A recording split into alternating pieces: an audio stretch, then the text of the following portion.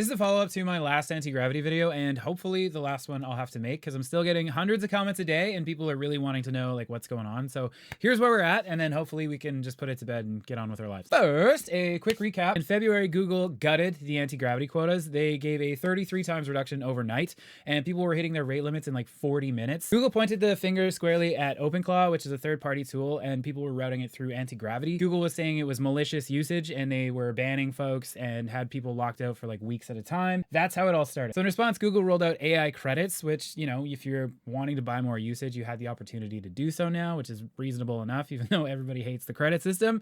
But what actually happened is people who hadn't done anything new were slapped with a 7-day lockout the moment the credit system was put into effect. People have been blocked since the beginning of March, no compensation, no explanation. Like the fix that they rolled out, like broke everything. There are some workarounds that folks are finding doing the job, like downgrading to the version before the credit system rolled out. But now that's starting to cause some problems too. Like there are syncing errors and connectivity problems, and some folks can't even get logged in anymore. So the state of it, and it might not be your case, but the majority of people, even with the newest update, version 1.26, still has the bugs. The problem is not fixed. The biggest problem I have with this, and I've said it hundreds of times across the credits, I'm trying to respond to all you guys, is the only response we've got from Google is a quota issues fix guide for March 2026, and it's nothing tangible. It's like a troubleshooting doc. It doesn't fix anything, and it doesn't even work. The state of the union is that nothing's changed. In fact, it's actually looking like it might get worse, right? What cinched this for me was Google announced Firebase Studio is being sunset,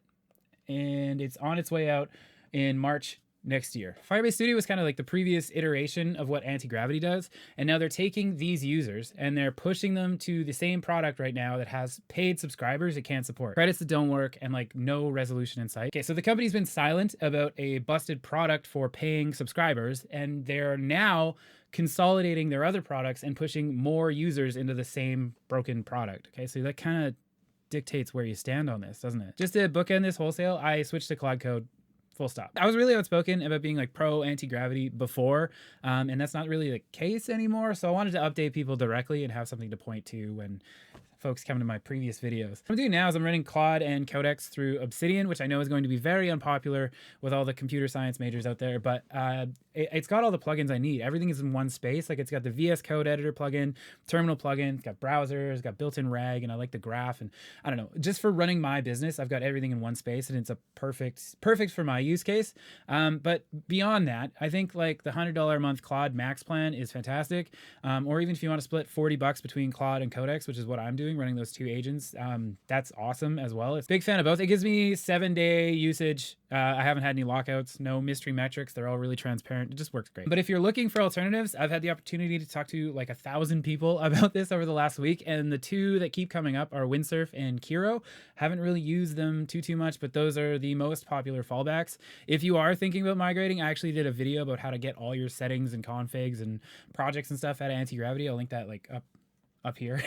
I think the biggest single takeaway for me from this whole thing, and the wake-up call that I guess I needed, was to own my workflows, just to make sure that the workflows and like the way I do things is transferable and not dependent on any one specific platform. That's it from me about Antigravity. The credits are broken, workarounds are dying, Firebase users are being funneled into a busted platform. I just see it getting worse before it gets any better. Two things though, the videos I make moving forward are still going to be compatible, obviously, with Antigravity. And if you're still holding out waiting for things to like get better, I completely understand, because migration and setup time is real, that's for sure. Anyway, can't wait to see you in the next one. We're actually getting back to like building cool shit.